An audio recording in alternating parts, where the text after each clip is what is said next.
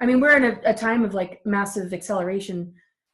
And I think we can really see this, you know, the polarities or the duality getting to the extreme where people are either like really, really awakening, or they're getting darker and darker and more set in their ways in refusal to like open up to the new energies coming in. So, I mean, it's a reconfiguration. The thing is, we're all getting these activations of this, you know, ether energy. And what it does is it heals our DNA. It purifies, you know, our internal elements. And in response, the earth is going to, you know, kind of respond to that and shift itself accordingly based on what we're able to carry. And so this threat of transhumanism and artificial intelligence, you know, is that timeline where we're not going to see those sort of improvements. Yeah, the ascension energy is really like a purification. You know, that's that fire, the fire water, you know, purifies. And that's why we're seeing a global detox, and we're seeing all this stuff come to the surface regarding deep state, crimes against humanity, things like satanic ritual abuse, child trafficking, you know, all the different things that are controlling the entertainment industry, the music industry, you know, and it's really hard for a lot of people to, you know, process, but alchemy or, you know, this purification wouldn't be able to happen without understanding all this. Because when we understand the energy, it's just like on the planet right now, when we bring light to these dark agendas and we bring it, you know, out of hiding, it doesn't hold as much power anymore. And so these unconscious aspects of self that are wreaking havoc on our bodies or creating symptoms, the minute we can see the root of it and bring it to the surface, it loses its power because it's been set free. Because mostly pain and any kind of illness is something that we haven't been able to process, that the body ends up taking over, you know, to sound the alarm.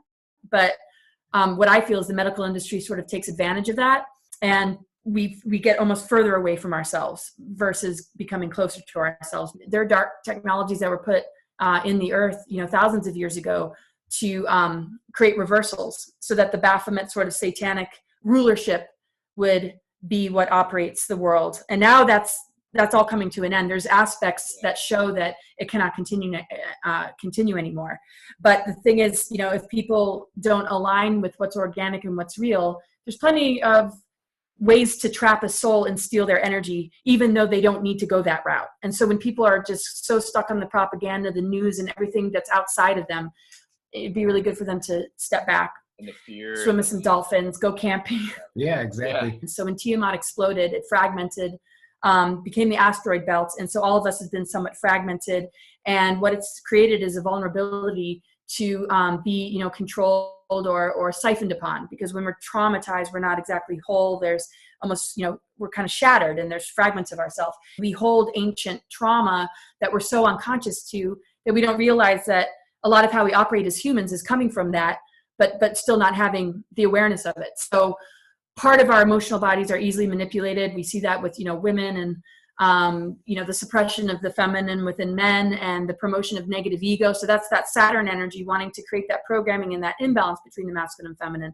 And as long as we're fragmented and as long as we're unconscious, it's going to continue to play out. But when we dig deeper, it's not so much about understanding the galactic history. It's about understanding the detrimental effects that these cataclysms, these explosions have had on the balance, and to just retrieve as many aspects as possible, and embrace as much of yourself as possible. People tend to choose sides or choose to only operate from one aspect of self, and then they deny the rest, and it comes in the form of judgment of others and projections and criticisms. And I'm like, you're just battling yourself here. You know, why are you needing to go after that person? You're actually denying a part of you.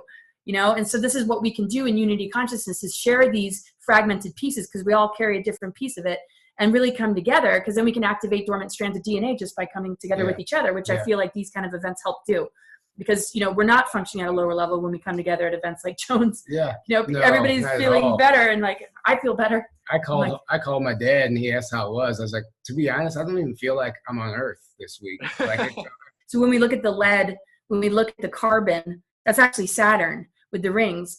But because Pluto being in the sign of Capricorn and Saturn being conjunct that in 2020, it's basically creating alchemy with Saturn. So the lead and the carbon is actually changing on a planetary astrological level. And so as above, so below when it comes to astrology. So for this Pluto energy, which rules death, rebirth, alchemy, and transformation, it's working with the energy of Saturn, which has been the lead, and it's the planet of alchemy. It's actually changing Saturn, which rules structure. In medical astrology, it rules the skeletal system and the teeth, and just the structure of being in a human vessel. So we have to walk gently. We have one foot in one world, we're moving into the other, but it's a huge alchemical shift on a physical level. And so if it's happening astrologically, we can just breathe into it and allow it without having to figure out how are we going to do it. We just have to take care of the vessel, make sure we're relaxed and calm and grounded, and it'll do it for us.